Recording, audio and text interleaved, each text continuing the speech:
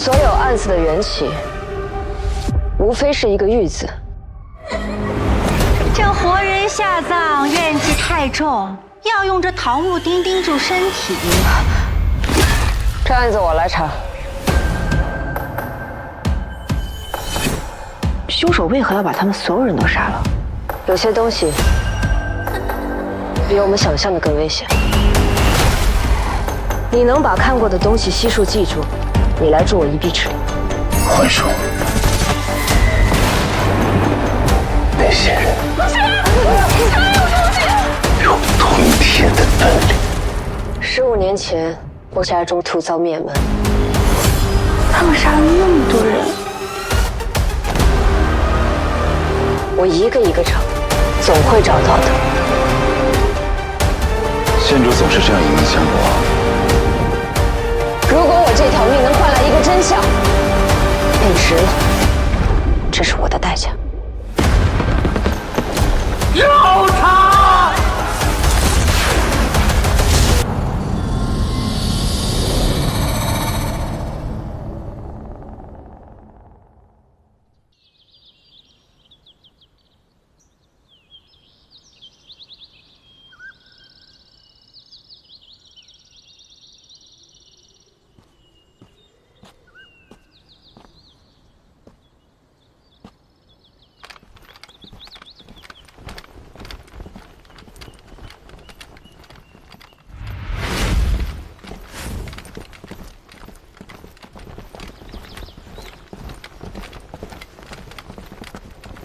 哎，别走了，各位今夜，这宝瓶谷闹鬼，一到雷雨之夜就有阴兵借道。阴兵借道，确有这种传言。哼，什么阴兵借道，都只不过是山野村夫的胡话而已。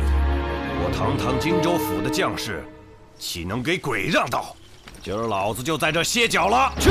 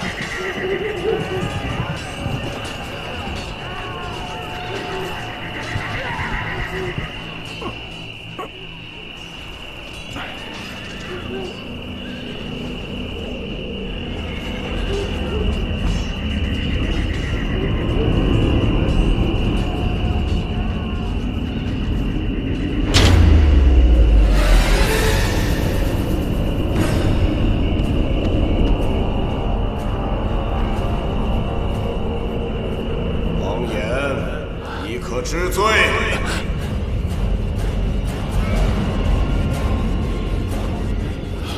拖下去，重刑加身。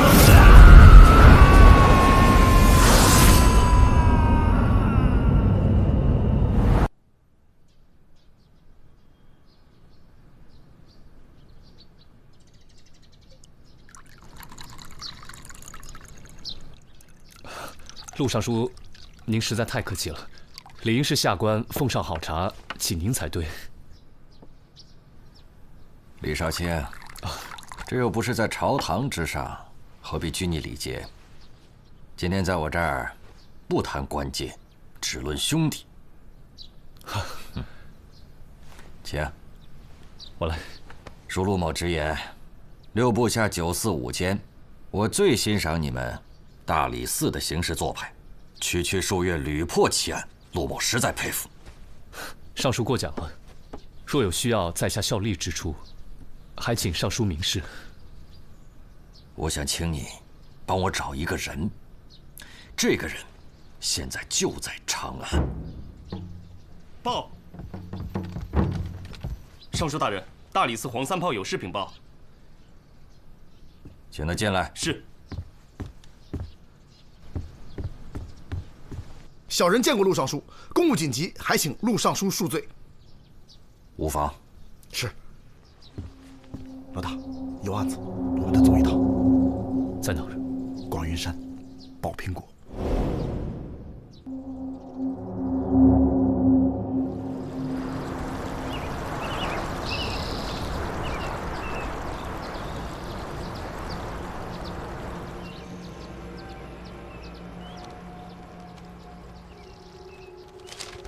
你们发现他的时候，他还没死。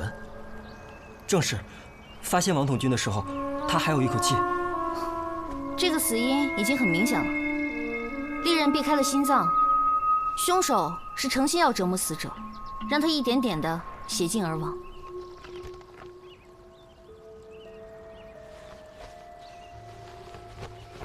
他们是从荆州来犯上的。本来今天就该到苏伟营报道了，可是现在王统军惨遭毒手，这叫我们如何跟上头交差呀？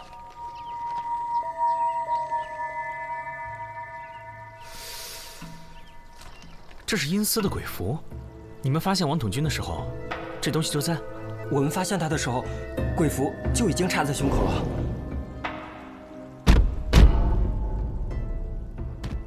地府就在眼前。说完这句话，他就咽气了，眼睛也没合上，嘴也张着，感觉他这是死不瞑目啊！地府在这儿，按说你们多次行军，王统军对这带山路应该很熟悉，怎么能从人世一脚踏入阴间呢？一定是被人绑走的。昨天晚上你们睡那么死，什么都没有听见。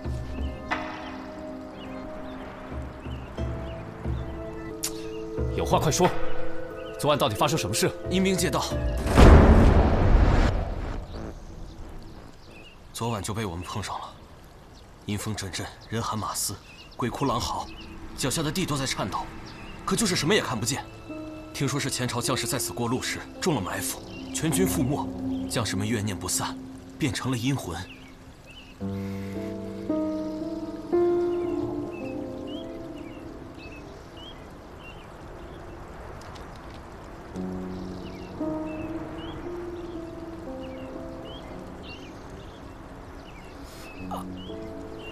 哎呀，双爷，我肚子突然好疼，你咋那么懂事儿？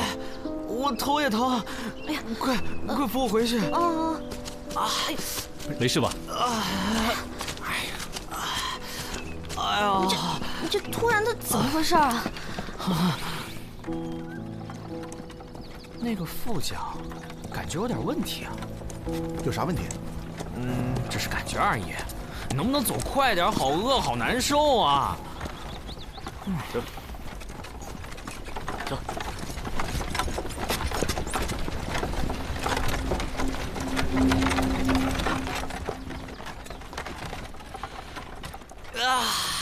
好疼啊！到底疼还是饿？要不要歇歇？再忍忍啊！不要。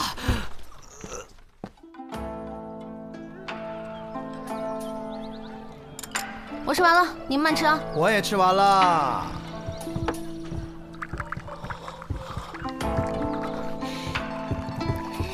哎，你肚子疼不能尽灰心。我现在饿得头都疼了。那更不能吃这些了。有你们这样的吗？宝瓶谷的阴兵传说不是空穴来风，不管和王岩的死有没有关系，我们都得找一个雷电之夜，实地查探一下。啥时候啊？等没人装病的时候。哎，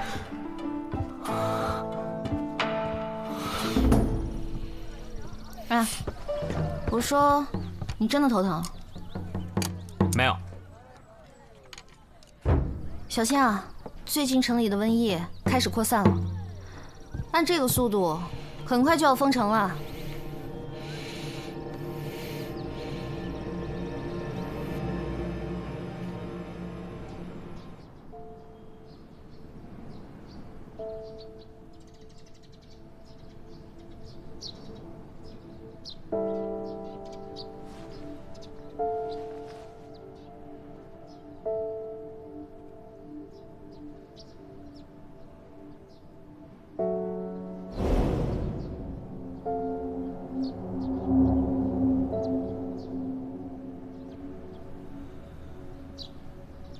你们有没有什么想说的？少卿，我们所知道的全都跟您禀报了。阴兵借道之说由来已久，我们呢也只是听说，并无实证啊。对此，我们唯一能做的就是每逢雷雨天气，躲在家里不出门啊。那3天前，荆州府兵经过，可发现有何异常？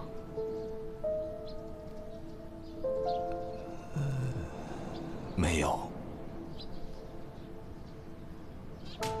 就不想知道王统军是怎么死的？鬼神之事，不敢瞎操心。好，那就待本官查清楚，破了这荒诞无稽的鬼神之说。我倒要看看哪路阴兵敢作祟。今天晚上借哪条道？我们走。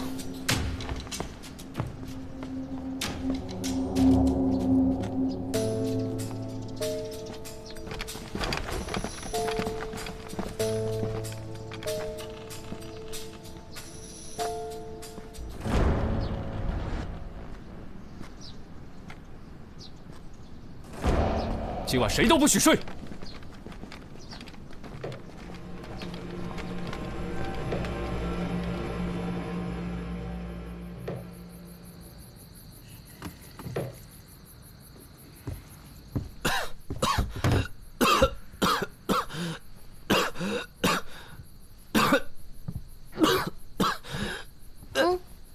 给你熬的药，保持距离。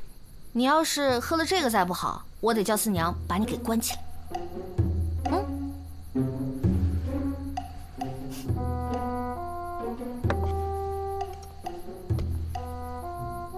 这管用吗？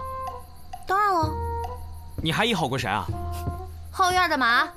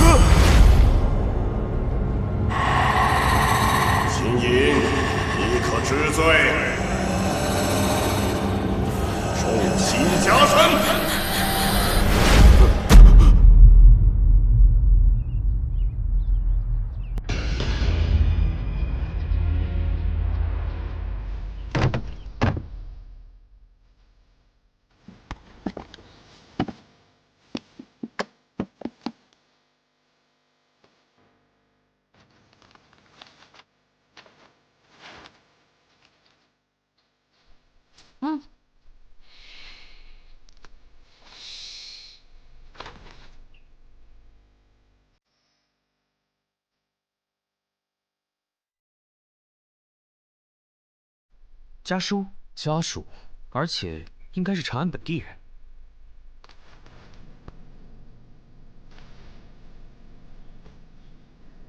死因与王统军一样，都是利刃穿胸，死于失血过多。带回去，查验身份。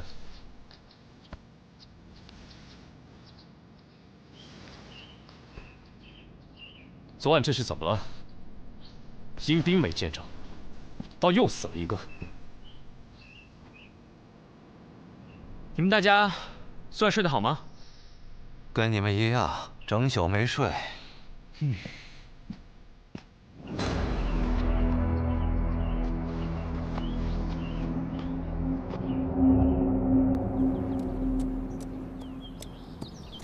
风景不错嘛。四娘，这就是宝瓶谷了。第二个死者就是在这对面悬崖上发现的。以你的江湖经验判断，这里到底发生了什么？跑那么高的地方去杀人，真不嫌累。走吧，到山顶看看。我如果杀人，绝不会选择这种地势。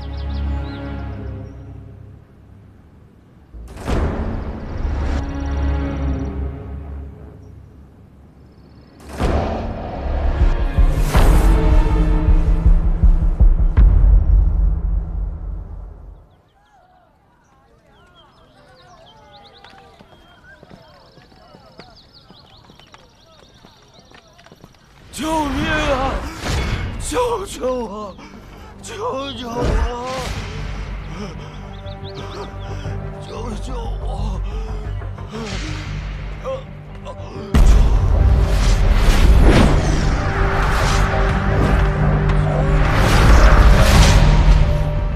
不想死就给老娘多烧点儿！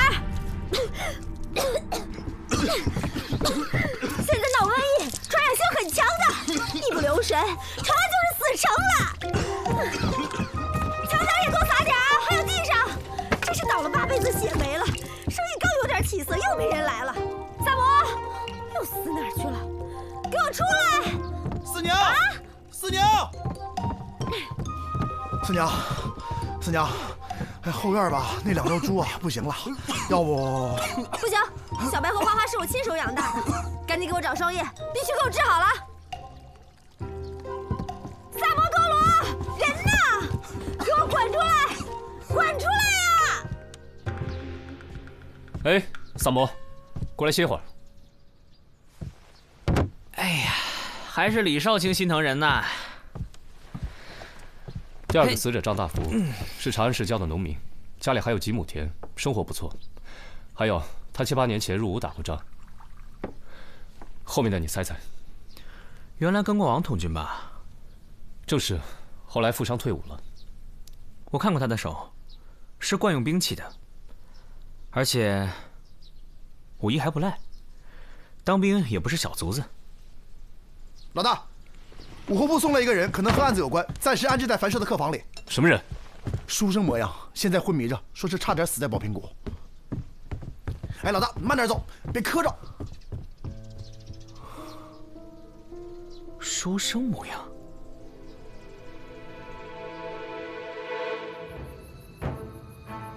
他们抓住你，然后呢？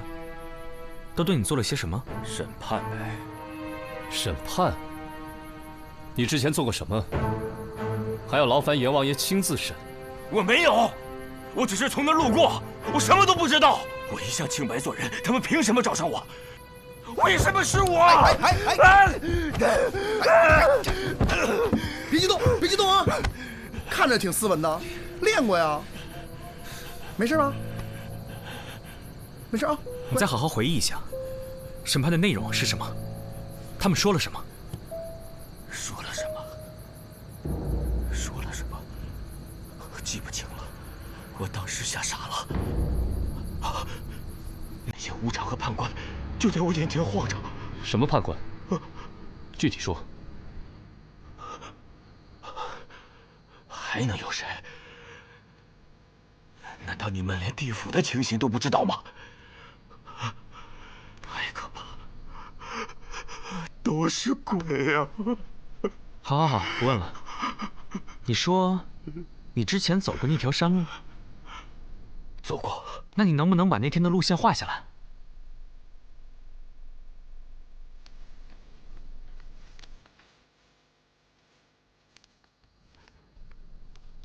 我想不通，打死也想不通。明明是很熟悉的老路，怎么就鬼使神差，一脚踏进了阴曹地府？他就是被吓着了，没什么大碍，让他休息休息就好。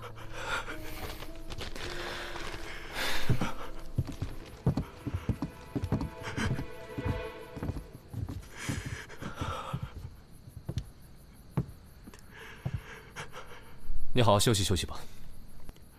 李少卿，秦某求见左卫大将军。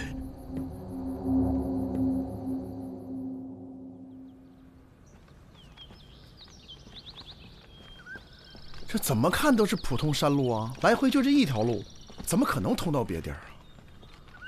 说的也是啊，路就这么窄，就地演戏的话，也不可能。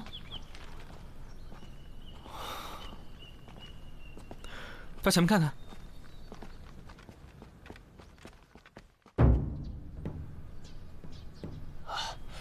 李少卿，多谢了。我跟秦隐自荆州一别，距现在已经有7、8年未见了。秦某也常来长安，只是一介布衣，不便叨扰将军。读书人就是臭讲究。怎么，现在捡回一条命，想起我来了？秦先生原来在黄将军帐下。当然了，当年我带着军队都是隶属荆州大本营的，诸位可不要小看了秦隐。多年前打东突厥的时候，他可是立过奇功的。哦，那秦先生后来是为什么隐退了呢？哦，秦某胸无大志。他的大志啊，就是他的书画文章。怎么样，秦隐？这次在我的府里多住上一些日子，抽时间咱们切磋切磋如何？黄将军，恐怕不方便。为何？秦隐是案子的关键证人，我们需要他随时配合调查，还望将军见谅。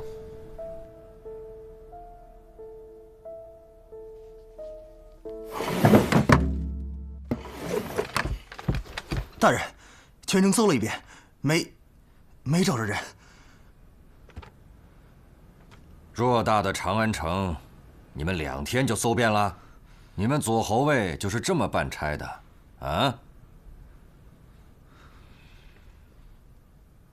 继续找。是。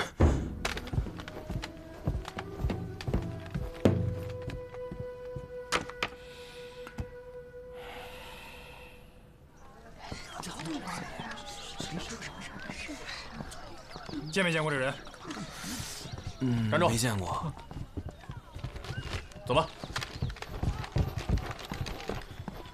李少卿，你们在贴什么呢？谁派你们来的？无可奉告。走。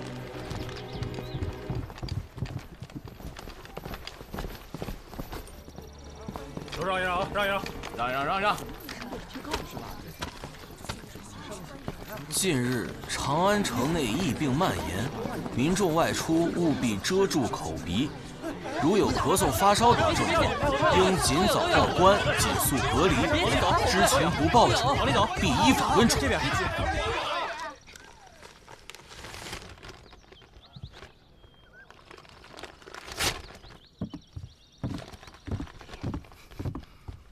四娘，给我！老娘这店里生意越来越差了，这个月月钱先停发啊，等疫病过去再做打算。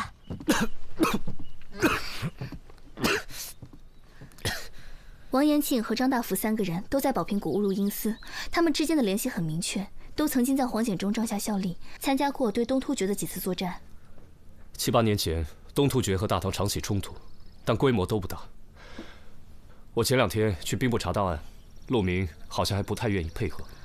陆尚书这个人不好打交道，之前他可3番2次找我拉关系，这会儿怎么突然像换了个人？我说你怎么看谁都可以啊，李少卿，人活着不是为了破案子，你放松点儿。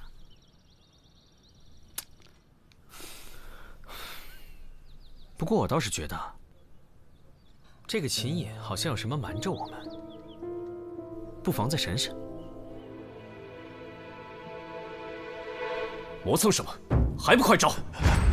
别逼我们动大刑！招什么呀？我知道的早就说了呀。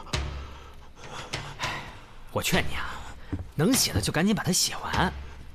那哥们儿啊，就爱使用暴力，他就希望你啥都不说，好对你用刑哦。你别说了，求求你们，叫我闭会儿眼吧。没问题啊，只要你肯把这份供状写完，我们准备了很舒服的床榻，你就可以美美的睡上一大觉。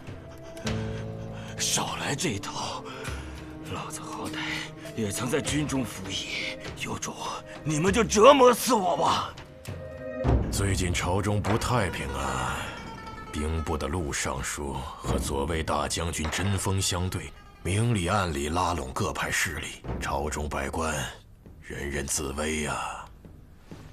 他们也找您了？尚书找过我，一直想试探我对诸位朝臣的态度。为什么又不肯明说？我看他恐怕是掌握了什么证据，否则绝不敢贸然出手啊。他也找过李少卿。哦，少卿，陆尚书来访。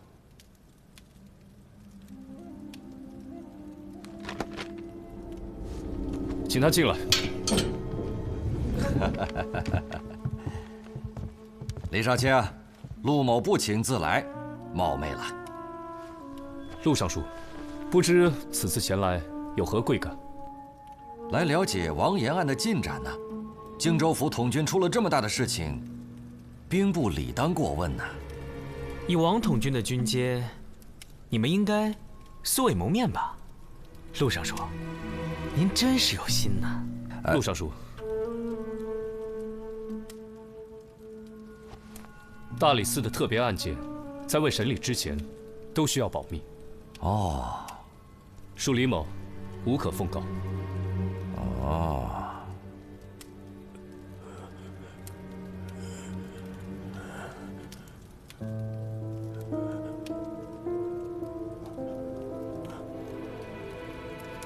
打扰了，那本官先告辞了。李少卿，请留步。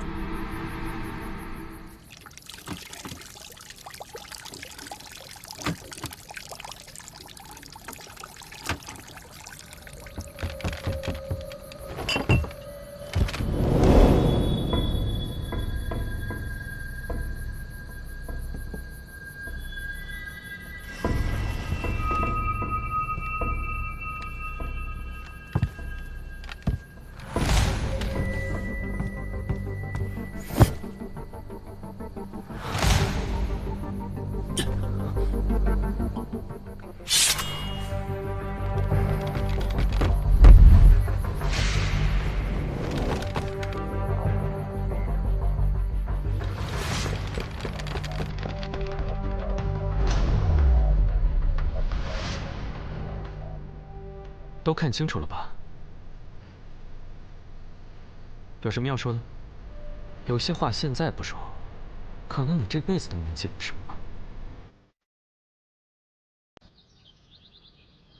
2天前，兵部陆尚书弹劾左卫大将军黄显忠，说他通敌叛国；而昨日，大理寺又奏请以诬陷、谋杀2罪捉拿陆尚书。你们2人乃是朕以为柱石之人。现在出了这样的事情，朕实在是颜面扫地，所以朕希望你们今天都说实话，在3司会审之前，让朕弄清楚事情的真相。臣有罪。都起来吧。谢陛下。陆尚书，你说黄将军通敌叛国，可有证据？这是一份已经画了押的供状。是黄显忠心腹手下孟云供出来的，上面详细的记录着6年以来，黄显忠与东突厥使者秘密接触，接受巨额的贿赂，出卖大唐军事机密的事实。臣知道空口无凭，臣已经把证人带来了，孟云现在就在殿外。宣他进来。传孟云觐见。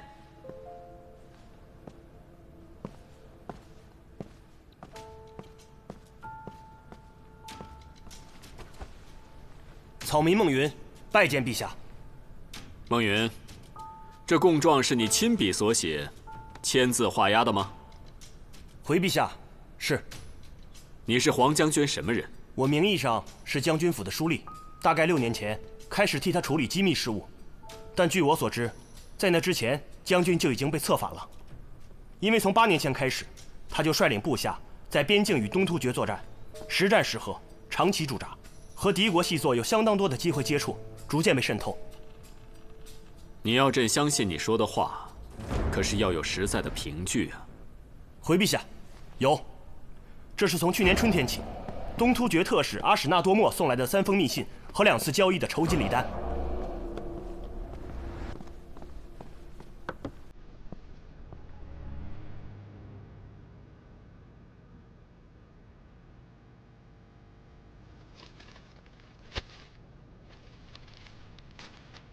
朕问你，你为什么要留着这个？还有，你为什么要向陆尚书供出黄将军？陆明请罪。臣是在3个月以前抓捕策反的孟云的，严刑逼供，才拷问出了真相。一派胡言！陛下，好了，陆尚书，我们听听大理寺的人是怎么说的吧。各位，陆尚书刚才所说的，如果成立的话，一个基本的条件是，证人孟云真实可信。但如果我们面前的这个孟云，他根本就不是孟云呢？什么？黄将军，你应该不会忘记，孟云有一个长相相同的孪生兄弟孟昭吧？8年前，他随同您征战东突厥，可是军中的一员大将。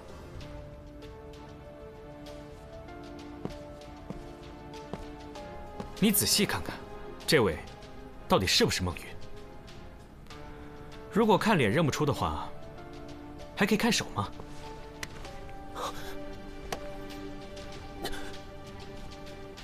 孟云，他是一介书生，可这双是我刀枪的手，所以你是孟昭，是陆尚书找你来假扮孟云作伪证的。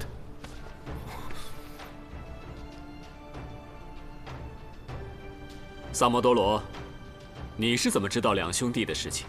还有，何人为证？请陛下传证人秦隐。8年前，他曾是黄将军帐下的军师。传秦隐觐见。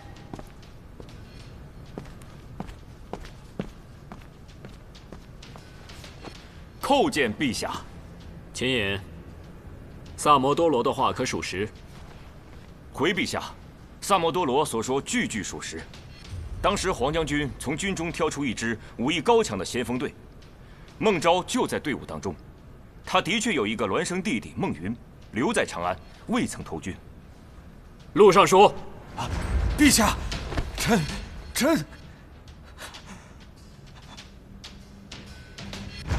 陛下，这秦隐不仅是指证孟昭的证人，我们还通过他查出了宝平谷连环凶杀案的原委。快说来！这几桩所谓鬼谷阴司的案子，都是孟昭在陆尚书的帮助之下完成的。至于陆尚书为什么要帮他，是因为2人达成了协议，让孟昭假扮成孟云做伪证，以叛国罪扳倒黄将军。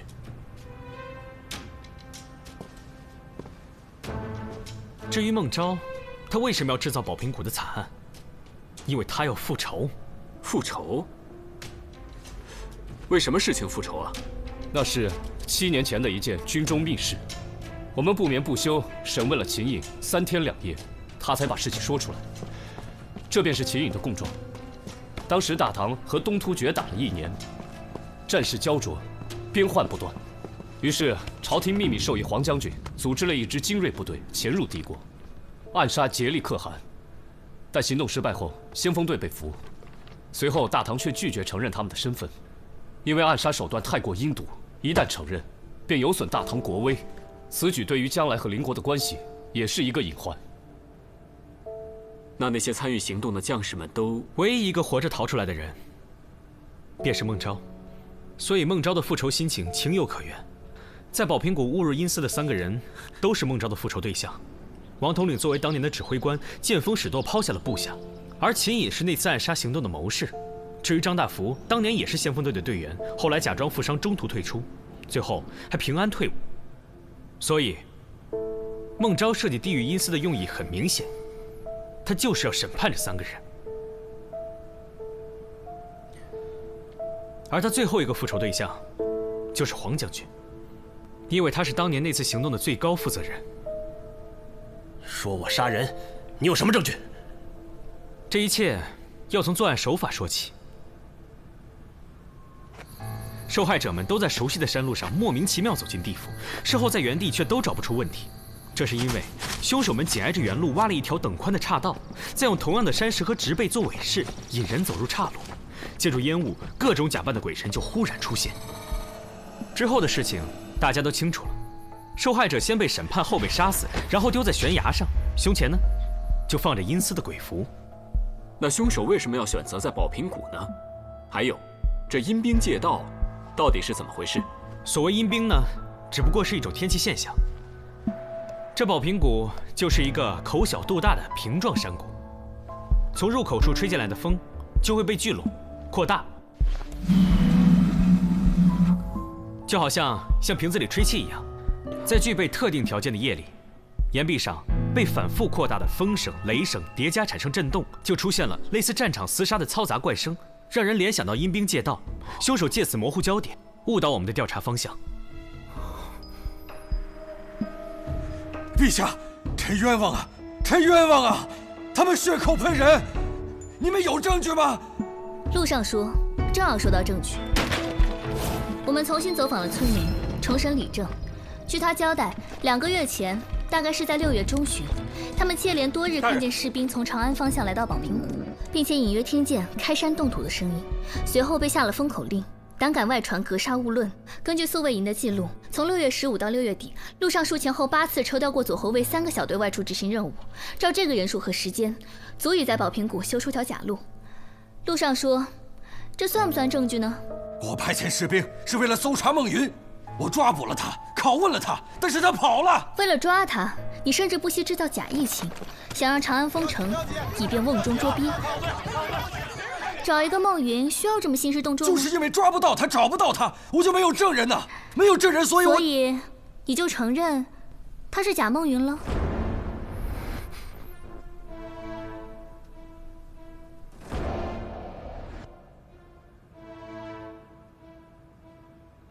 证据还有，陆尚书，你酝酿弹劾很久了吧？最近终于要出手了，所以你在朝臣中走动的尤其活跃。明里暗里的拉关系，无非是想让更多人站在你这边。但秦颖死里逃生是个意外，你们没有想到，而他又知道太多内情，很可能会认出孟昭。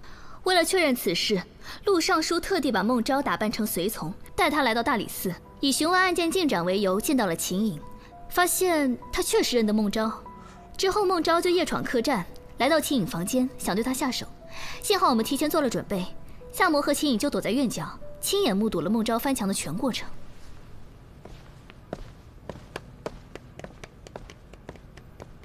没错，我就是孟昭，是我替袍泽兄弟们报了仇，是我审判了他们，他们每个人都该下地狱。来人！只可惜，你还活着，黄将军，你还记得吗？那些士兵都是你亲自挑选的，还喝了你的壮行酒。但天下人不能不知道我们为何而死。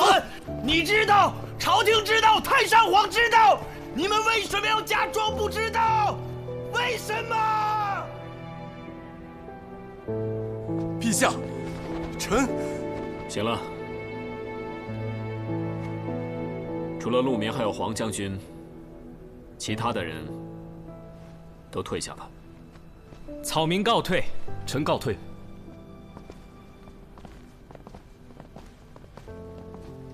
陛下，臣……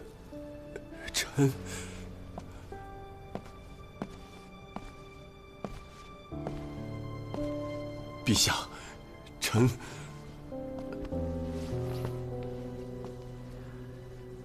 黄将军，这不是你的过错，你不必自责。你的病刚好，先回家休养吧。啊，谢陛下，臣告退。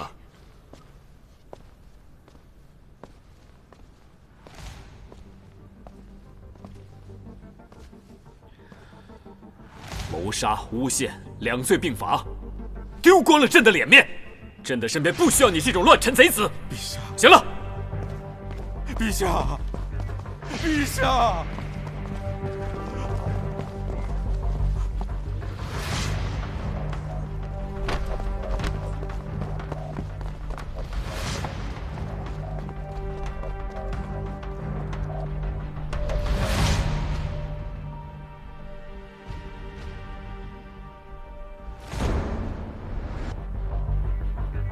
大理寺真是坏了我大事，陛下对李治信任有加，主上对此非常忧虑。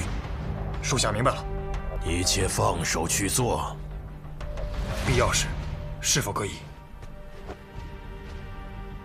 那就要看他离我们有多近了。如果顺着某个案子摸过来，就别再犹豫，杀！遵命，属下明白。